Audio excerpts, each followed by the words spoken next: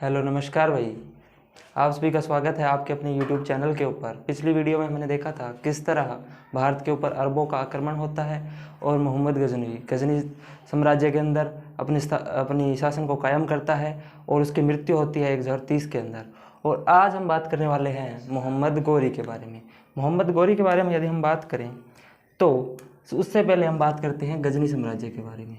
हमने पढ़ा था कि गजनी साम्राज्य की स्थापना की थी किसने? अलपतगिन ने। गजनी साम्राज्य की स्थापना की थी अलपतगिन ने 932 ईस्वी के अंदर। इसके ऊपर शासन करता है मोहम्मद गजनवी और मोहम्मद गजनवी शासन करता है 1030 तक। जब मोहम्मद गजनवी की मृत्यु होती है 1030 के अंदर तो गजनी साम्राज्य छोटे छोटे टुकड़ों के अंदर बनना स्टार्ट हो जाता है। उन्हीं प्रदेशों में से एक प्रदेश था जिसका नाम था गौर प्रदेश। गौर प्रदेश, इसी गौर प्रदेश का शासक कौन था? मोहम्मद गोरी। इससे पहले हम थोड़ी सी और बात करते हैं कि गौर प्रदेश के अंदर एक वंश था जिसका नाम था संसवानी वंश।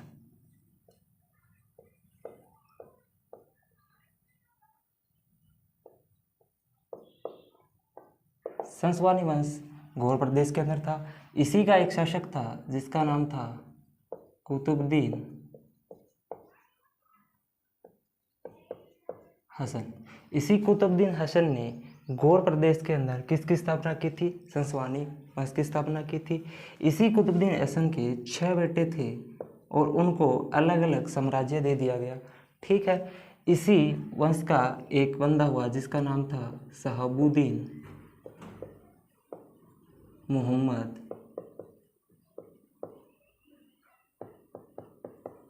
गोरी और यही आगे चलकर क्या कहलाया? मोहम्मद गोरी।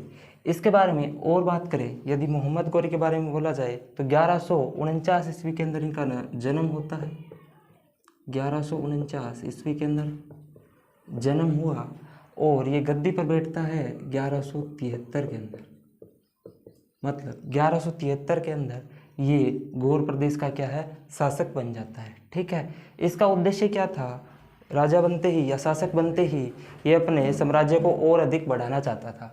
ठीक है। और मुस्लिम संप्रदाय को भी और अधिक विस्तार करना चाहता था। उद्देश्य यदि हम बताएं तो उद्देश्य मोहम्मद गोरी का सिर्फ एक ही था कि मुस्लिम साम्राज्य का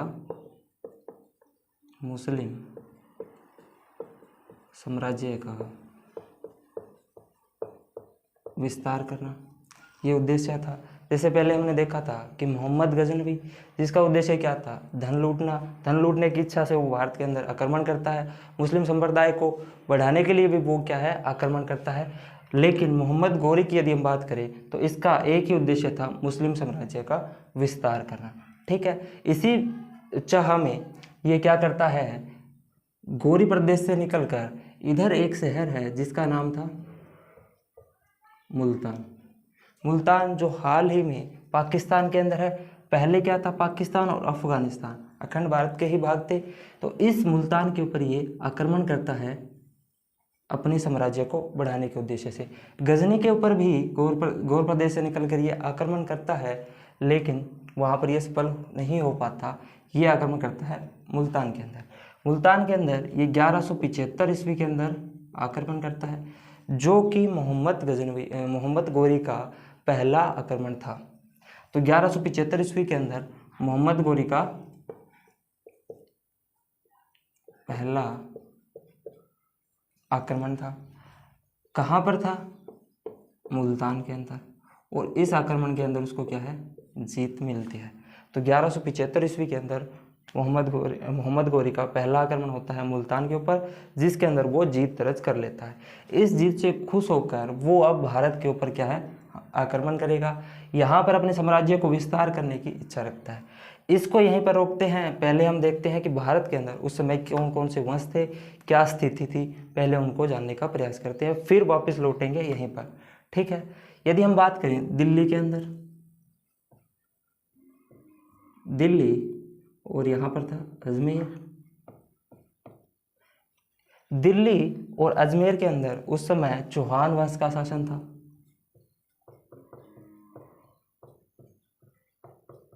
और चौहान वंश का शासक कौन था? पृथ्वीराज चौहान, जिसका आगे जाकर मोहम्मद गोरी से युद्ध भी होगा। तो दिल्ली और अजमेर के अंदर उस समय चौहान वंश का शासन था। यदि हम बात करें गुजरात के अंदर, गुजरात के अंदर उस समय चालुक्य वंश था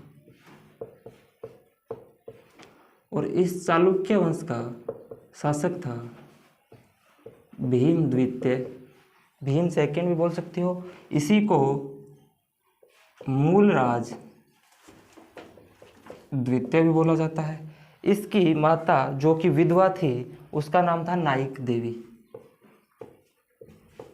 नाइक देवी। तो गुजरात के अंदर चालुक्य वंश का शासन था जिसका शासक था भीम सेकेंड और मूलराज द्वितीय, एक ही बात है। इनकी माता थी जो कि विधवा थी, उसका नाम था नाइक देवी। इसके बाद हम बात करें तो यूपी के अंदर एक है जिसका नाम था कन्नौज। कन्नौज के अंदर शासन था गढ़वाल का, गढ़वाल वंश का शासन था यहाँ पर। इसी का राजा था जयचंद। जयचंद की यदि हम बात करें तो इसकी पुत्री थी संयोगिता,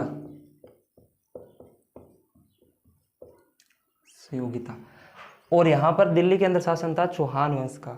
इसका शासक कौन था? पृथ्वीराज चौहान। पृथ्वीराज चौहान संयोगिता का वर्ण कर लेता है या अपहरण कर लेता है, जो भी था, ठीक है। तो इसके कारण जयचंद और चौहान वंश की बिल्कुल भी नहीं बनती थी। तो यदि आक्रमण हो तो गढ़वाल वंश दिल्ली के ऊपर जो चौहान है उनका साथ नहीं देगा, ठीक है, बिल्कुल यही बात थी। और गोरी इधर क्या है, अपनी पहली जीत बना रहा था, ठीक है, जो उसने मुल्तान के ऊपर प्राप्त की थी। अब वो अपने साम्राज्य को भारत के ऊपर और विस्तार करना चाहता था। इसी के उद्देश्य से वो कन्नौज के ऊपर आक्रमण करना चाहता था, कन्नौज को जीतना चाहता था। इसलिए वो इस रास्ते से आगे बढ़ता है और पहुंचता है गुजरात के अंदर। गुजरात के शहर है पाटन, पाटन के अंदर वो पहुंचता है। पाटन के अंदर मैंने पहले ही बताया यहाँ पर चालुक्य वंश था, भीम सेकेंड था। गोरी पहुंचता है गुजरात के अंदर और उसका संघर्ष होता है किसके साथ? भीम सेकेंड के साथ, और ये 1178 ईस्वी के अंदर होता है। तो 1178 ईस्वी के अंदर मोहम्मद गोरी कहाँ पहुंचता है? गुजरात के पाटन के अंदर। तो 1178 ईस्वी के अंदर गुजरात पाटन के ऊपर आक्रमण करता है, ठीक है। लेकिन यहाँ पर मोहम्मद गोरी को हार का सामना करना पड़ता है, और यूँ कहे कि मोहम्मद गोरी की भारत के अंदर ये पहली हार थी, ठीक है, गुजरात पाटन से। यहाँ से हार के बाद वापस गोरी कहाँ चला जाता है? गौड़ प्रदेश वापस चला जाता है, ठीक है। वहाँ पर वो तैयारी करता है वापस आने की। इधर दिल्ली के अंदर क्या था? चौहान वंश था, ठीक है। फिर गोरी 1191 ईस्वी के अंदर वापस आता है और वो आक्रमण करता है चौहान वंश के ऊपर, ठीक है। तो उस संदर्भ में 1191 ईस्वी के अंदर 1191 के अंदर पहला युद्ध होता है तराइन का युद्ध, तराइन का युद्ध। तराइन को तरावड़ी भी बोल सकते हो, इसको तरावड़ी का युद्ध भी बोलता है।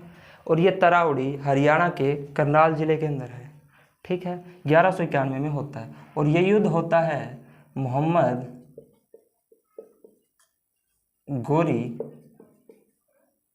और पृथ्वीराज चौहान के बीच में।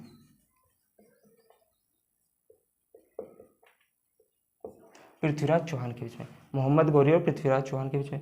पृथ्वीराज चौहान इस युद्ध को जीत जाता है और गोरी की फिर से यहाँ पर क्या होती है? हार होती है। इसके बाद मोहम्मद गोरी वापस गौड़ प्रदेश लौट जाता है, ठीक है।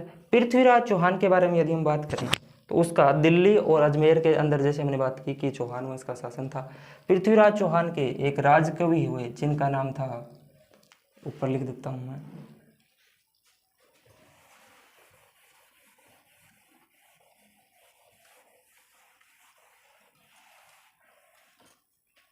चंद्रबरदाई। पृथ्वीराज चौहान इनके राजकवि हुए जिनका नाम था चंद्रबरदाई। और चंद्रबरदाई ने एक पुस्तक लिखी है जिसका नाम था पृथ्वीराज रासू।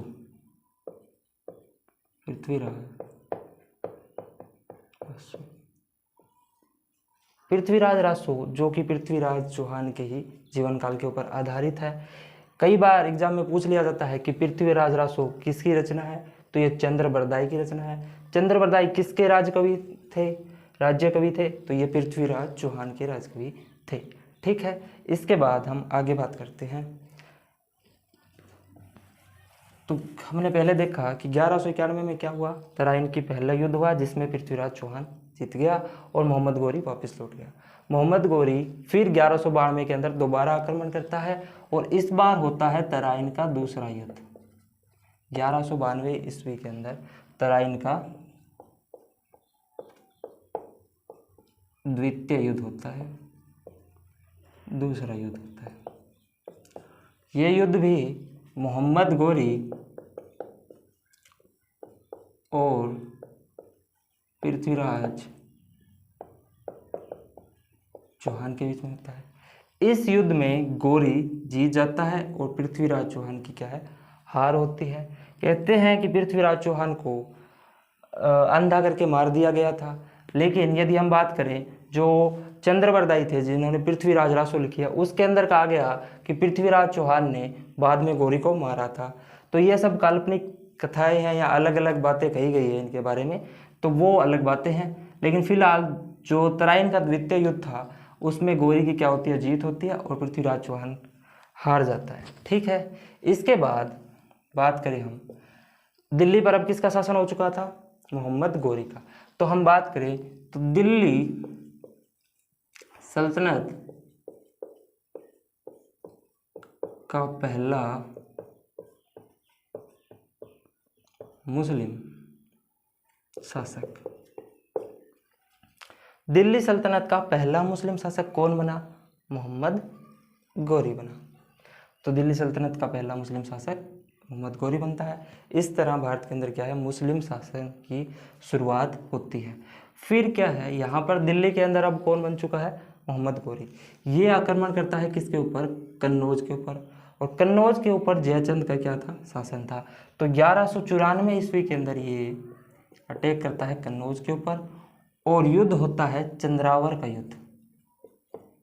चंद्रावर का युद्ध, ये युद्ध होता है मोहम्मद गोरी और जयचंद के बीच।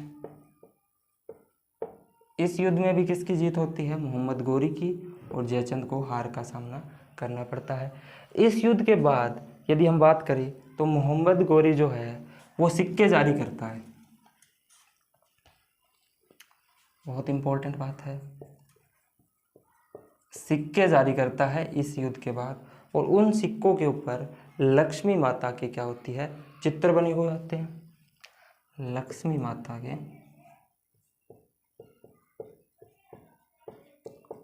चित्र।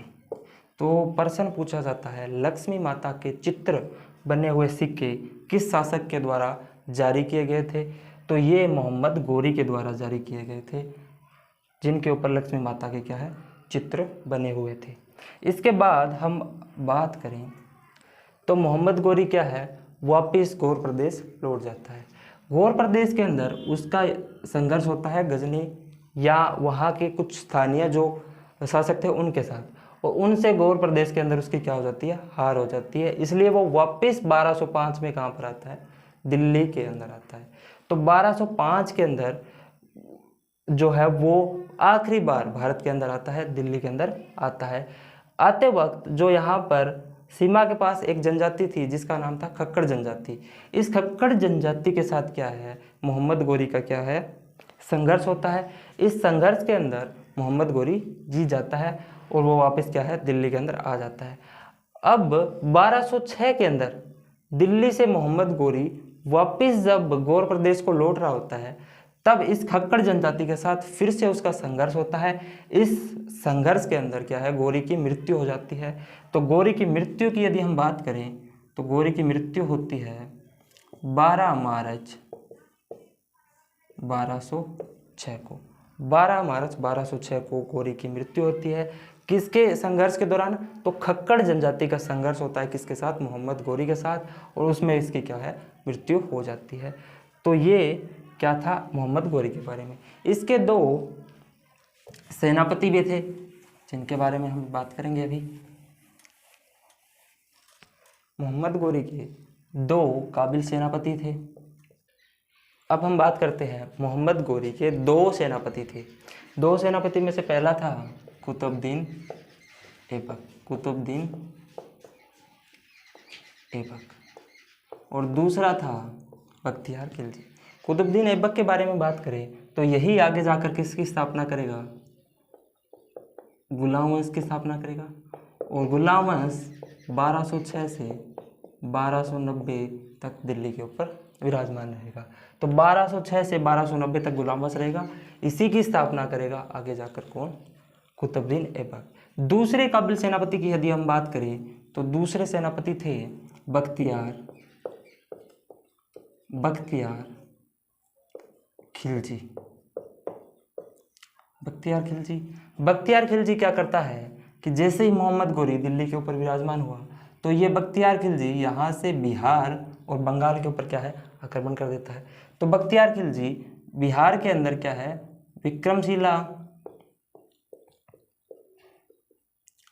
विश्वविद्यालय और नालंदा विश्वविद्यालय,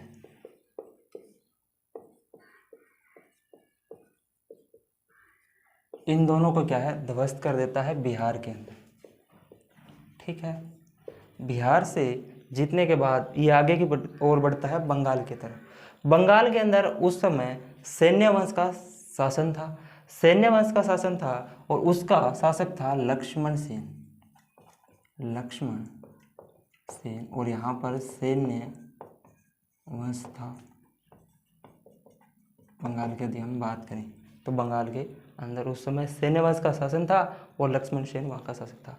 तो बख्तियार खिलजी बढ़ता है बंगाल की ओर और लक्ष्मण सेन यहाँ से भाग जाता है। ठीक है, इस तरह वो बंगाल के ऊपर भी अपना अधिकार कर लेता है। तो ये बख्तियार खिलजी के बारे में था। ठीक है, इसके अलावा यदि हम बात करें तो पृथ्वीराज चौहान को राय पिथौरा भी कहा जाता है। पृथ्वीराज चौहान को राय पिथौरा भी कहते हैं। ये एक इम्पोर्टेंट नोट था, इसको भी याद रखना। कई बार एग्जाम में पूछा जाता है कि राय पिथौरा किसको कहा जाता है? तो ये पृथ्वीराज चौहान है। तो वीडियो आपको कैसे लगी कमेंट करके ज़रूर बताएं। Thank you so much.